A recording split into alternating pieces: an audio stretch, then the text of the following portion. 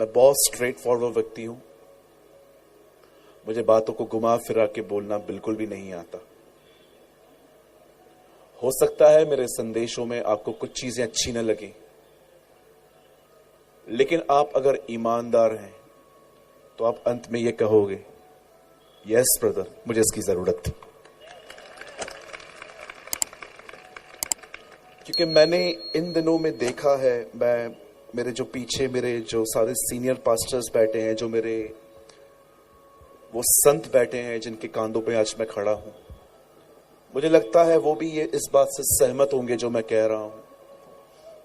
आज हम एक ऐसी मसीहत में जी रहे हैं जहां पर सिर्फ हमने मांगना सीखा है खुदा से, देना नहीं। मैं आज भी बहुत सारे लोगों को देखता हूं जिन्होंने परमेश्वर से सिर्फ मांगना सीखा है, उसे देना नहीं।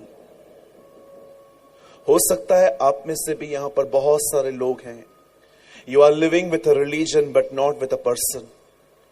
हो सकता है आप बहुत सारे नियमों से खुदा में जी रहे हो, लेकिन मेरा आपसे एक सवाल है, क्या उस व्यक्ति से आपका संबंध है जिसके लिए आप आते हो यहां? बहुत सारे लोग रविवार को चर्च जाते हैं, हर दिन प्रार्थना करते हैं, वचन को पढ़ते हैं, अन्य भाषा बोलते हैं, बहुत अच्छी बात है, लेकिन बहुतों के जीवन में यह नियम है कि मैं रोज करता हूं। पर मैं आपसे पूछना चाहता हूं, क्या आप उसे जानते हैं? Do you know him?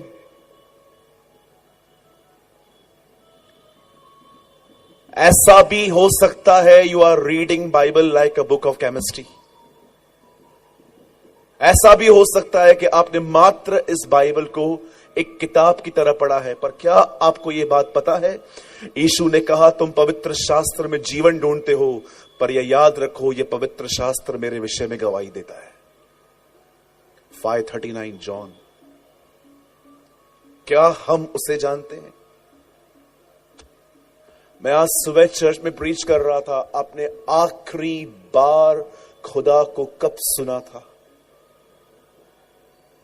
No brother, मैं गीत गाता हूं। ओहो, मैं उसकी बात नहीं कर रहा।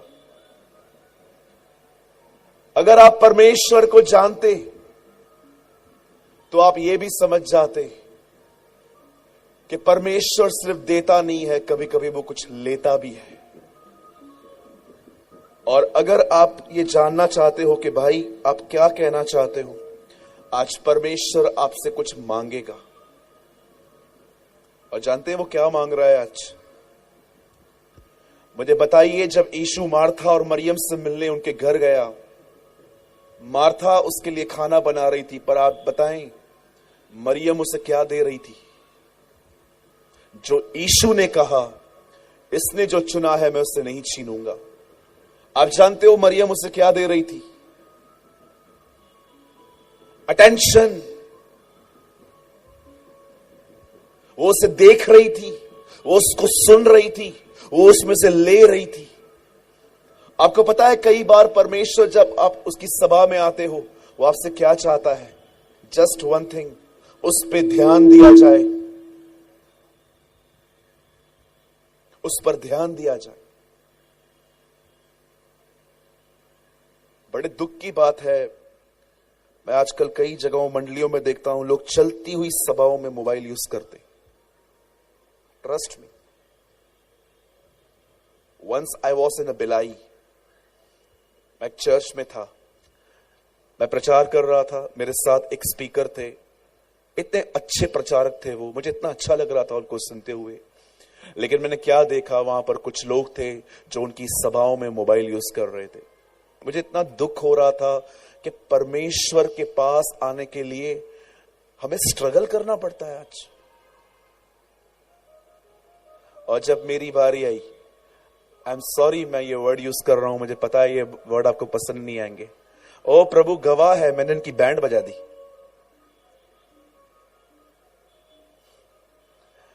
मैंने इन्हें कहा जिनको भी फोन यूज करना है, चर्च के 4 दरवाजे हैं, कोई भी दरवाजा चुनो और भागो यहां से। या आई प्रीच।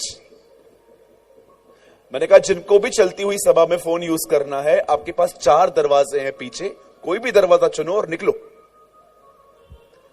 पास्टर साहब ने मुझे बाद में कहा, पास्टर जी आपने ऐसा क्यों बोला, ये लोग तो बैठे थे ना। मैंने बोला, पास्टर जी ये बैठ के किस काम के, उल्टा ये दूसरों को डिस्ट्रैक्ट करते हैं। कितने लोग मुझसे सहमत हैं? या सो मैनी। बिल्कुल, जब आप खुदा के घर में आए, कम विथ रेवरेंस। परमेश्वर के पास दाऊद कहता है, आओ हम पवित्रता से शोभामय होके यहोवा के भवन में चले। हमें खुदा के पास कैसे आना चाहिए? क्यों आपको मैं वचन शुरू करने से पहले ये बातें कह रहा हूं? क्योंकि मुझे पता है आज मुझे क्या मिला है आपको देने के लिए। आज का वचन बहुत ही सामर्थी है, वो आपके जीवन को बदल देगा। इससे पहले मैं आपको कहना चाहता हूं, please for the Lord sec,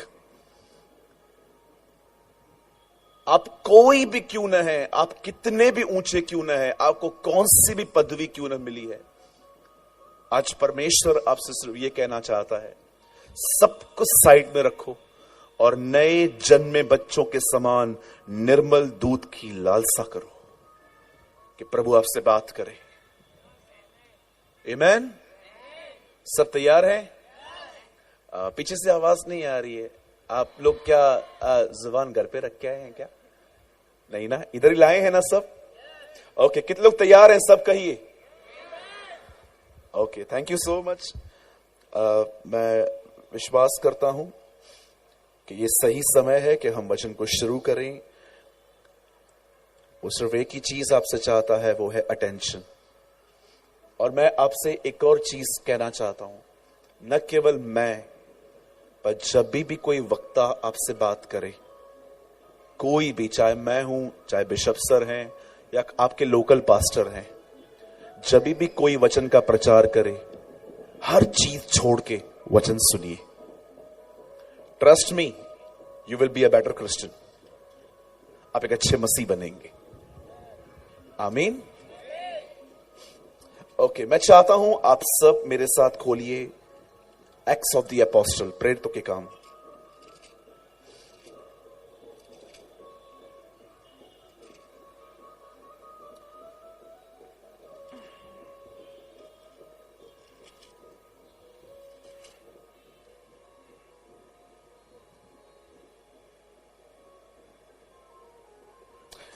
please open with me the acts of the apostle, प्रेरितों के काम, रसूलों के कर्तव्य, उसका 20वां अध्याय, चैप्टर 20।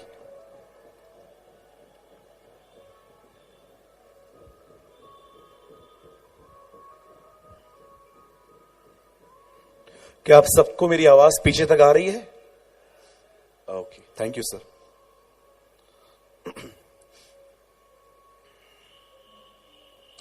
बीसवां अध्याय, चैप्टर 20।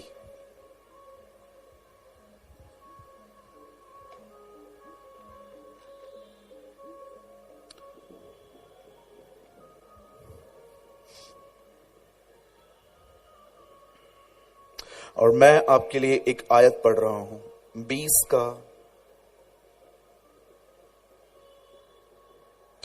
26 और 27। यहां लिखा है, इसीलिए मैं आज के दिन तुमसे गवाही देकर कहता हूं कि मैं सबके लहू से निर्दोष हूं,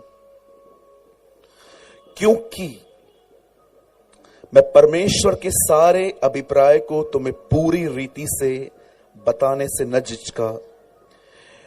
इसीलिए अपने और पूरे झुंड की चौकसी करो, जिसे पवित्र आत्मा ने तुम्हें अध्यक्ष ठहराया है, कि तुम परमेश्वर की उस कलीसिया की रखवाली करो जिसे उसने अपने लहू से मोल लिया है। आमीन। ओके, मैं चाहता हूं अब आप सब सामने देखें, जो भी दाएं बाएं जहां पर भी आप बैठे हैं, कृपया सामने देखें। मैं बहुत ही साधारण सी बातें आपको बताना चाहता हूं जो उस कलाम पाक में आई हैं। आज से बहुत साल पहले जब पेंटिकॉस्ट के दिन पवित्र आत्मा चेलों पर उतरा, जब परमेश्वर की सामर्थ उन लोगों पर आई, the Bible says they preach the gospel, उन्होंने सुसमाचार प्रचार किया।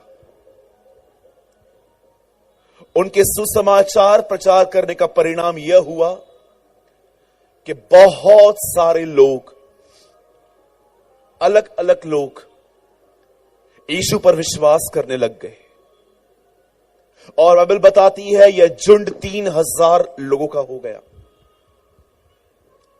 लेकिन बाइबल साफ कहती है कि उस झुंड का विरोध हुआ, उस झुंड को मारा गया, सताया गया, जलाया गया, काटा गया, हर तरह की ताड़नाएं उस झुंड को दी गई।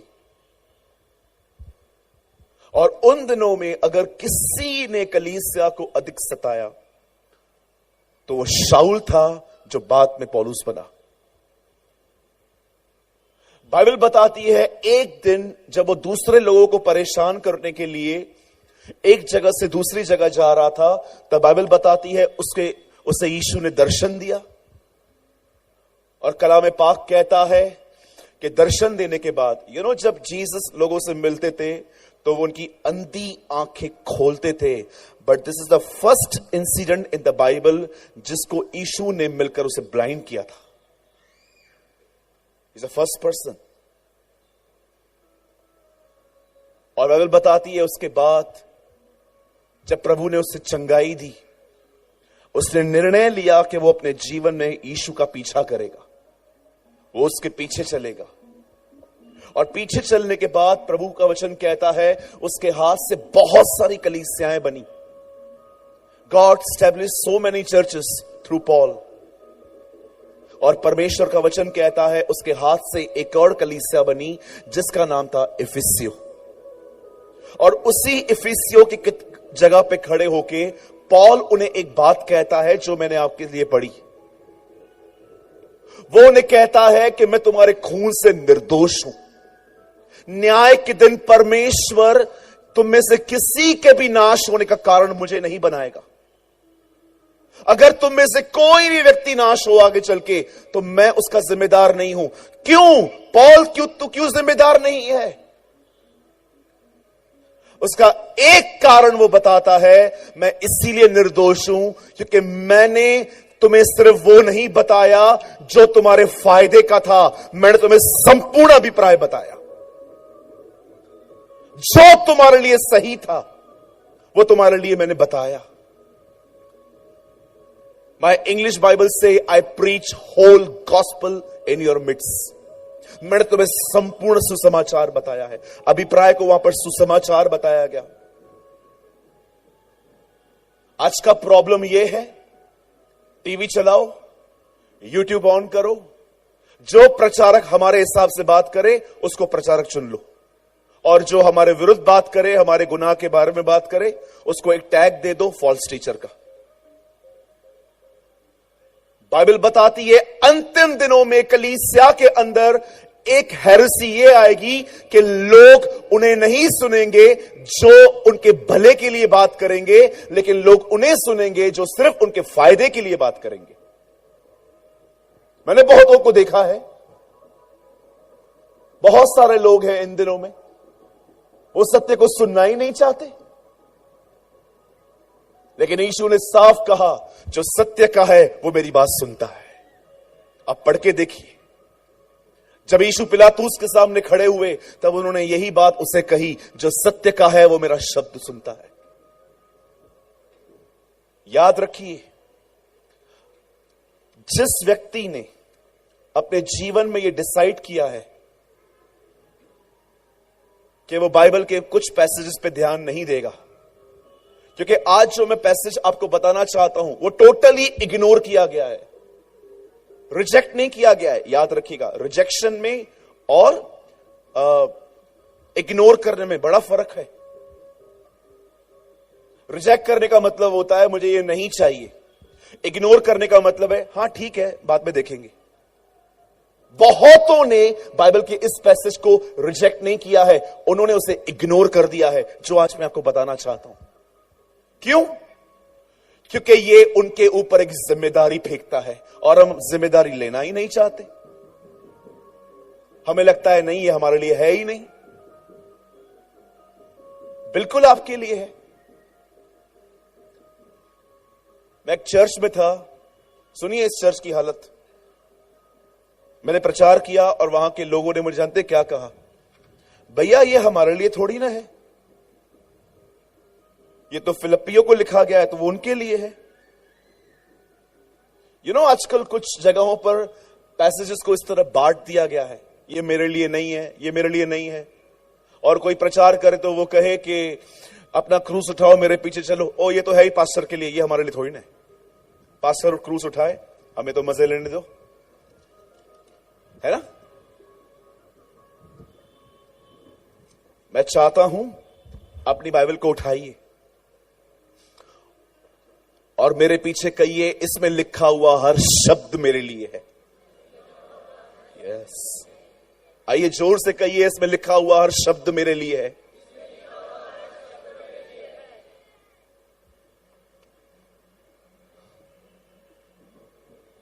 आप जानते हैं इज़राइल क्यों नाश हुआ? कई लोग कहते हैं उन्होंने व्यभिचार किया, या ट्रू, या वो बहुत गंदगी में जिंदगी जी रहे थे, ये बात सच है। वो फिजिकली भी थे कई बार। कई लोग कहते हैं वो अविश्वास के कारण नाश हुए, या ट्रू, सहमत हूं मैं आपसे। बहुत बार वो परमेश्वर के कार्यों को देखने के बाद भी कुड़कुड़ाते थे, सत्य है। कई लोग कहते हैं वो लालची थे, हां सच बात है। पर आप जानते हो उनके नाश होने का मुख्य कारण क्या था? बाइबल मुकद्दस कहती है उनके नाश होने का एक कारण जो ये है, बाइबल बताती है, लिखा है, हे इज़राइल तू खंडर बन गया, हे यरूशलेम तू जो राजा कहलाती थी तू कर देने वाली बन गई। राजा कर लेते हैं, प्रजा कर देती है, लेकिन बाइबल बताती है हे यरूशलेम तू जो राजा कहलाती थी अब तू कर देने वाली बन गई। उसकी ये कंडीशन क्यों ऐसी है? उसके नीचे लिखा है तेरी ये दशा इसीलिए है क्योंकि तेरे नबियों ने तुझ पर तेरा पाप प्रकट नहीं किया। इज़राइल के नाश होने का मुख्य कारण जानते हैं क्या था? ऐसे लोग जो उनको नहीं बताते थे कि वो कहां गलत है। मैं आपको एक सलाह देना चाहता हूं वचन को शुरू करने से पहले। उत्साहित करने वाले अगर जीवन से चले जाए ना तो चिंता मत करना, डांटने वालों को कभी अपने जीवन से मत जाने देना। ट्रस्ट मी, क्योंकि जिस दिन उन्होंने आपकी लाइफ को लीव किया ना, जिस दिन डांटने वालों से आप दूर चले गए ना, आपके जीवन को शेप बिगड़ता जाएगा। हो सकता है उसके बाद आपकी भी कंडीशन उन मसीहों की तरह बन जाए जो प्रभु में रहकर भी गर्लफ्रेंड और बॉयफ्रेंड के संबंधों में है। हो सकता है आपकी भी कंडीशन ऐसी हो जाएगी कि आपको सब लोग धर्मी समझते हैं, लेकिन आप जानते हो कि आप भीतर से क्या हो सकता है आपके पास्टर आपके लिए बड़ी टेस्टमनी देते हो, इसके जैसा तो व्यक्ति कोई चर्च में है ही नहीं, लेकिन आप जानते हो कि आपका जीवन घर में कैसा है। सो बी अलर्ट। बाइबल बताती है कहने वाले से मुंह न फेरो। मैं शुरू कर रहा हूं और मैं चाहता हूं इस संपूर्ण अभिप्राय को अब आप समझें। सुनिए, बाइबल बताती है इस सृष्टि की रचना परमेश्वर ने 6 दिनों में की। परमेश्वर ने अपना मुंह पसारा, अपना मुंह खोला और बाइबल बताती है सब चीजें बनती गई। हमारे परमेश्वर ने अपने आप को सृष्टि बनाने के द्वारा प्रकट किया है। उससे सबसे पहले हमें यह नहीं बताया है कि मैं तुम्हारा परमेश्वर हूं, लेकिन उसने सृष्टि बनाने के द्वारा रिवील किया कि मैं हूं। और वचन कहता है कि उसे सब कुछ बनाने के बाद 6वें दिन जब इंसान को अपनी ही सीरत, अपनी ही सूरत, God create man in his image and in his likeness, परमेश्वर ने मनुष्य को अपनी ही समानता और अपने ही स्वरूप में बनाया। उसके नेक्स्ट वर्ड में लिखा गया है और प्रभु ने विश्राम किया। आज से बहुत टाइम पहले एक व्यक्ति ने बाइबल के इस पैसेज पे दोष लगाया यूट्यूब पे। मैंने उनसे बात की, मैंने उनसे बात करी, मैंने उनको कहा आपने जो ये कहा है ये ठीक नहीं है, आपको कोई अधिकार नहीं है हमारी बाइबल को डैमेज करने का। उन्होंने कहा मैंने क्या गलत कहा? जानते हो उन्होंने क्या कहा? उन्होंने कहा इनका खुदा थकता है इसीलिए आराम करता है। यही हाल होता है उन लोगों का जो बाइबल को पवित्र आत्मा से नहीं परंतु अपनी समझ से पढ़ते। मैंने उससे कहा सर वो हमेशा काम करता है, वो थकता नहीं है। पर आप में से कितने लोग ये बात जानते हैं प्रभु ने 6वें दिन काम करने के बाद 7वें दिन आराम क्यों किया? जानते हैं क्यों? क्योंकि डे 6 पे वो आ गया जो उसे प्रकट करता था। परमेश्वर जान गया अब मुझे प्रकट करने वाला बन गया है, इसीलिए परमेश्वर ने आराम किया। परमेश्वर जानता था वो कार्य लोगों को बताना कि मैं कौन हूं, अब मैं नहीं बताऊंगा, अब आदम बताएगा। मैं आपसे पूछना चाहता हूं आप में से कितने लोग हैं, आप कितने लोग हैं जो ये कह सकते हैं मैंने खुदा को विश्राम दिया है? जानते हो कौन से लोग हैं जो उसे विश्राम देते हैं, जो एक बेटा और बेटी होने का पूरा फर्ज अदा करते हैं? वे लोग जो उसकी तरह बनते जाते हैं, ये वो लोग होते हैं जो उसे विश्राम देते हैं। इसीलिए यीशु ने कहा एक जगह पे जब 38 साल के रोगी को चंगा किया गया, क्या कहा प्रभु ने? लोगों ने उससे कहा तू सबत के दिन क्यों चंगा करता है? यीशु ने कहा मेरा बाप भी काम करता है इसलिए मैं भी काम करता हूं। जानते हो यीशु क्या बताना चाह रहा था? जब से मनुष्य पाप में गिरा उसने समानता खो दी, तब से मैं और पिता फिर से कार्य कर रहे हैं। कौन सा काम कर रहे हैं? वापस मनुष्य को अपनी समानता मिलाने का।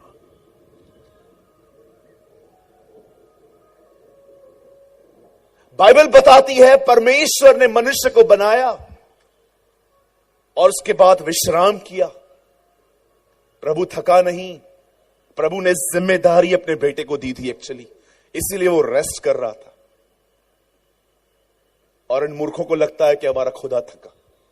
वो तुझे थका देगा भाई, वो नहीं थकेगा, वो तुझे थका देगा। और उसके बाद आप देखिए जब इंसान ने गुनाह किया, आपने देखा गुनाह करने के बाद लोग कहां से कहां चले गए। मैं आपको एक सत्य घटना बताता हूं, कंडीशन क्या हो चुकी है आज। आप प्रभु का अनुग्रह है कि आप विश्वास में बने हुए हो। इस हॉल के बाहर जाके देखो आज लोगों की कंडीशन क्या है। मेरे ऑफिस में एक दिन एक लड़का एक लड़के के साथ आया, दरवाजा खटखटाया, उन्होंने कहा सर हम 2 मिनट ऑफिस में आ सकते हैं? मैंने कहा आइए। वो बैठे, बोला क्या आप हम दोनों के लिए दुआ करोगे? मैंने कहा या श्योर, जरूर। किस बात के लिए दुआ करनी है? दुआ कीजिए अभी हम दोनों शादी करके आए।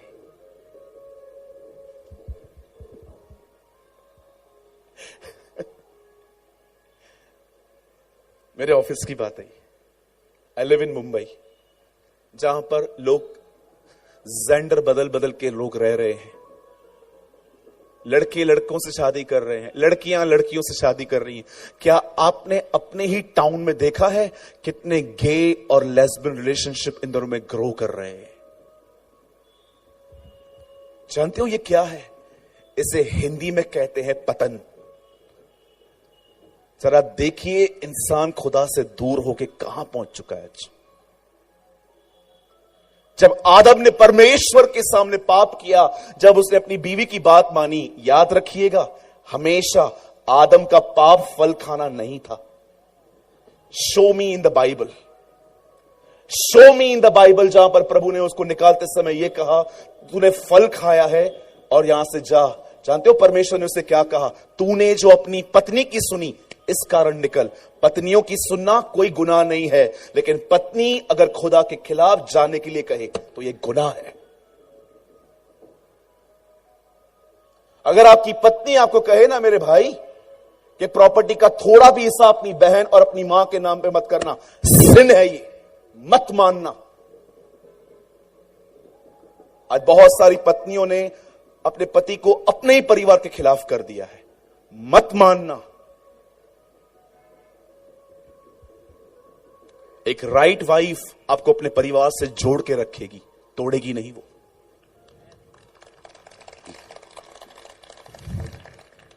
You know the Bible says, परमेश्वर का वचन कहता है उसने फल खाया और आदम को भी खिलाया। उसके बाद जब प्रभु आया, ओ हमारा खुदा देखो कितना महान, कितना भला, कितना अनुग्रहकारी, कितना दया से परिपूर्ण है। वहां से आने के बाद सब कुछ उनकी नौटंकियां देखकर भी वहां पर आके क्वेश्चन करता है, आदम क्या तूने फल खाया?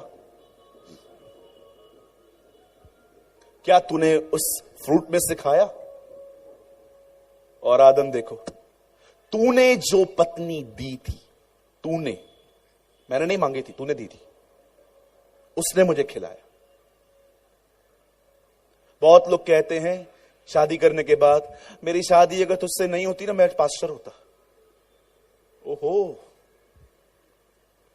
मेरी शादी अगर तुझसे नहीं होती ना तो पता नहीं क्या होता।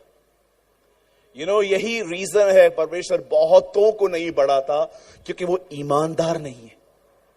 दे आर नॉट ऑनेस्ट पीपल। आपको क्या लगता है, क्या रीजन था कि यीशु ने स्वर्गलोक में पहले पौल, पतरस, याकूब, यूहन्ना, आंद्रियास, बरतुल्मै, तोमा, इन्हें नहीं लेकर उसे सबसे पहले चोर को क्यों लिया वहां पर? Just because he was honest. वो एक ईमानदार व्यक्ति था। भैया मैं गुस्सा नहीं करना चाहती, ये लोग मुझे दिलाते हैं। ओहो, मतलब आपको गुस्सा नहीं आता, ये लोग आपको दिलाते हैं। हमारे कन्फेशन में ही डिसऑनेस्टी है। मैं पाप नहीं करना चाहता, इन लड़कियों को बोलो जीन्स पहनना बंद करे। अरे पाखंडी, उन पे दोष लगा रहा है।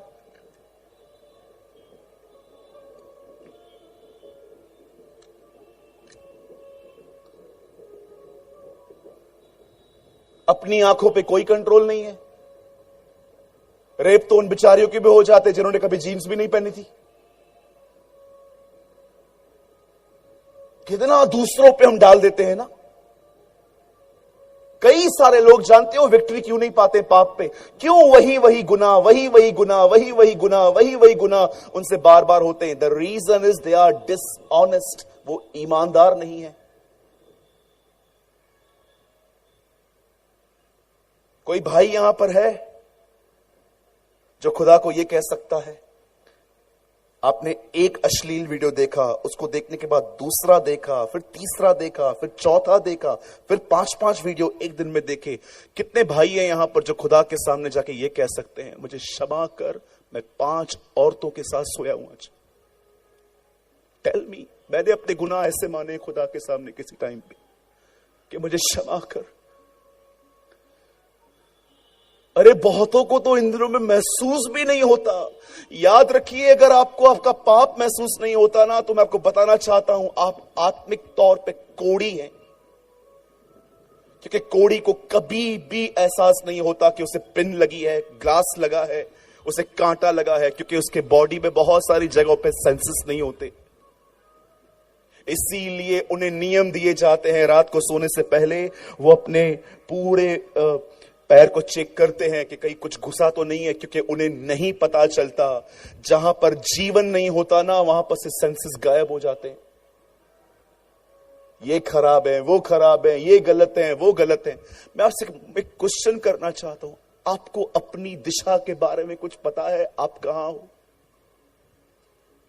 अरे मुझे क्या लेना देना इस हॉल के बाहर लोगों से? आप यहां पर आए हो, खुदा आपसे बात करना चाहता है। मेरे बेटे, मेरी बेटी, क्या तुझे पता है तू कहां है? परमेश्वर वहां पर एक संदेश लेके आता है, आदम तू कहां है? क्या जिस फल को मैंने खाने के लिए मना किया था वो तूने खाया? और वो देखिए उत्तर देता है, नहीं नहीं, आपने जो पत्नी दी थी ना, उसी ने मुझे खिलाया। परमेश्वर ने जब देखा दे आर डिसऑनेस्ट, तब प्रभु ने कहा अब तुम निकलो यहां से। और उसके बाद जब वो वहां से बाहर निकलते हैं, आपको पता है वो क्या पहन के निकलते हैं? अंजीर के पेड़ के पत्तों को पहनकर जब वो निकल रहे थे वहां से, उन्होंने वहां पर बैठ बैठ के गांठे बांध बांध के कपड़े बना दिए थे, और वो पहन के जब निकल रहे थे, परमेश्वर ने कहता है वेट, रुको, मैं तुम्हें कुछ देना चाहता हूं। परमेश्वर ने उनसे वो वस्त्र निकलवा के एक जानवर को उनके सामने काटा, उनकी चमड़ी को निकाला, स्टिच किया, और बाइबल बताती है उसने उनको वो वस्त्र दिए और कहा निकलो। और जानते हो, वे अदन की वाटिका से एक जानवर की चमड़ी पहने बाहर निकले। परमेश्वर ने आदम के सामने ये भविष्यवाणी की, तुम नंगे हुए हो ना, मैं जानता हूं, लेकिन एक दिन याद रखना, मेरा बेटा यरूशलेम से लेकर कलवरी तक नंगा जाएगा, और उसके नंगेपन से तुम्हें वस्त्र मिल जाएंगे। और उसके बाद आप देखिए डिक्लाइन स्टार्ट हुआ। ओ केन ने हाबिल की हत्या की। मनश्शे ने लोगों से कहा, नए घर को बनाने से पहले अपने बच्चों को काटो, बीच में से काटो।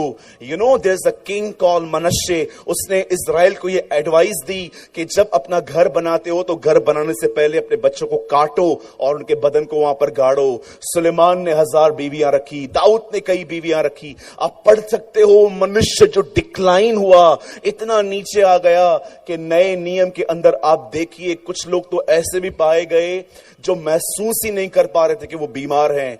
उनका नाम फरीसी था। और आप जानते हो, बाइबल मुकद्दस बताती है एक समय ऐसा आया जब बाइबल बताती है एक फरिश्ता स्वर्ग से नीचे उतरा, और वो नीचे उतरने के बाद मरियम से मिलता है और मरियम से कहता है, हे मरियम, डर मत, मैं तुझे बड़े आनंद की बात बताने आया हूं, तो पुत्र जनेगी, उसका नाम यीशु रखना। और ये जहर जो आदम के अंदर डाला गया था, वो उस जहर पाप से हम हर एक को नजात दिलाएगा। आप जानते हो यीशु की सेवकाई क्या है? मैं नहीं कहता वो चंगाई नहीं देता, yes he is a healer. मैं नहीं कहता कि वो आपके कामों को नहीं करता, yes he is a great miracle worker. लेकिन उसकी पहली सेवकाई जानते क्या प्रोनाउंस की गई? वह अपने लोगों का उनके पापों से उद्धार करेगा। वह चीज जिसके कारण मनुष्य अदन से निकाला गया, उस चीज को वापस निकालेगा। ये उसकी सेवकाई थी। कितनी बहनें हैं यहां पर, कितने भाई हैं जो उसके लिए गवाही देते हैं कि उसने आपको जिंदगी दी? मुझे बताइए, क्या आप ये कहते हो Jesus is the only person जिसके कारण मैं अफेयर्स में बचा हुआ हूं? Tell me. कितनी बहनें हैं यहां पर जो कह सकती हैं, प्रभु ने मेरे अंदर से चुगली मारने की आदत, यहां की बातें वहां करने से मुझे बचा के रखा है? अगर आपकी जिंदगी में यह नहीं है तो मैं आपको बताना चाहता हूं, यीशु ने आपकी जिंदगी में कार्य करना स्टार्ट भी नहीं किया है। क्योंकि स्वर्गदूत ने कहा वह अपने लोगों का उनके पापों से उद्धार करेगा। हम क्रिसमस के दिन ये वचनों को बोलते हैं। अरे क्रिसमस के दिन नहीं, 365 दिन समझने वाले वचन है ये। ओ पुत्र जनेगी, हम कई बार क्रिसमस के दिन ये वचन प्रचार करते हैं। You know the Bible says, एक स्वर्गदूत उसके पास नाजिल होता है और कहता है, मरियम तू डर मत, तेरे कोख में एक बेटा आने वाला है, उसका नाम यीशु रखना। वो परम प्रधान की आत्मा के द्वारा पैदा होगा और परमेश्वर से दाऊद का सिंहासन देगा, प्रभुता उसके कांधों पर सवार होगी, वो राजकुमार होगा, वो पवित्र ठहरेगा, वो सब कुछ होगा। और याद रखना, उसकी एक सेवकाई है और वो सेवकाई है लोगों को उनके पापों से उद्धार करना। बाइबल बताती है उसके बाद मरियम प्रेग्नेंट हुई, 9 महीने के बाद यीशु का जन्म हुआ। मूसा की व्यवस्था के अनुसार उसका खतना किया गया, 8वें दिन उसका नाम रखा गया और 12 साल की उम्र में वो एक दिन मंदिर में गया और लोगों से बातचीत किया। और बाइबल बताती है उसके बाद 30 साल के बाद वो यर्दन पे आया। मेरी हिंदी बाइबल बताती है, मेरी उर्दू बाइबल बताती है, वो दरियाए यर्दन पे आया और जब वो वहां पर खड़ा हुआ, उसके ऊपर अभिषेक आया और वहां से उसने अपनी सेवकाई चालू की। और आप जानते हो, उसकी सेवकाई के अंदर आप में से कितने लोगों ने यह बात देखी, उसका मुख्य जो कार्य था उसकी सेवा का वो चंगाई नहीं थी। Yes, there is a healing in Jesus. उसकी सेवकाई का मुख्य कारण लोगों को वीजा देना नहीं था। उसकी सेवकाई का मुख्य कारण मात्र लोगों को छुटकारा देना, उनके रुके हुए काम नहीं करना। मैं फिर से कहता हूं, खुदा ये सब कुछ करता है, पर आपने देखा उसका एक मुख्य कारण आने का था, वो ये था, वो हर जगह परमेश्वर के राज्य का प्रचार करता था। He preached the kingdom of God। आप में से बहुतों ने ये वचन पढ़ा होगा, परमेश्वर का राज्य। पर क्या आपने इसे समझा है? राज्य, किंगडम। जानते हो, जब यीशु ये कहता था परमेश्वर का राज्य निकट है, इसका अर्थ क्या था? वो हर एक को, जानते हो क्या कहना चाहता था? मनुष्य वो जगह है जहां पर परमेश्वर राज्य करना चाहता है। आदम ने पाप के कारण उसे निकाल दिया था, वही खुदा तुम्हारे पास लौटना चाहता है और अपना राज्य तुम में रहना चाहता है। That is the kingdom of God. इसलिए आप पढ़िए, प्रकाशित वाक्य की अंतिम कलीसिया को यह कहा गया, देख मैं दिल के दरवाजे पे खटखटा रहा हूं, जो कोई मेरे लिए दरवाजा खोलेगा मैं उसके भीतर आके उसके साथ रहूंगा। यूहन्ना रचित सुसमाचार कहता है, वहां पर यह नहीं लिखा है वो इज़राइल में आया और इज़राइल के लोगों ने उसको स्वीकार नहीं किया। आराम से पढ़िए, वहां पर जानते क्या लिखा है? वह अपने घर आया। मनुष्य उसका घर है, आप उसके घर हैं। मैं हमेशा कहता हूं, मैं पहले के दिनों में जब प्रचार करता था तो मैं कहता था प्रभु ने 5 दिन में सब कुछ बनाया, 6वें दिन मनुष्य को बनाया। लेकिन अब 3 साल से, जानते हो, मैं हर बार ये नहीं कहता, मैं हमेशा ये कहता हूं कि खुदा ने 5 दिनों में दुनिया बनाई और 6वें दिन खुदा ने अपना घर बनाया। हम उसका घर हैं और हमने उसको निकाला है उसके घर से। मैं आपको बताना चाहता हूं, you are the dwelling place of God. आप परमेश्वर का घर हैं।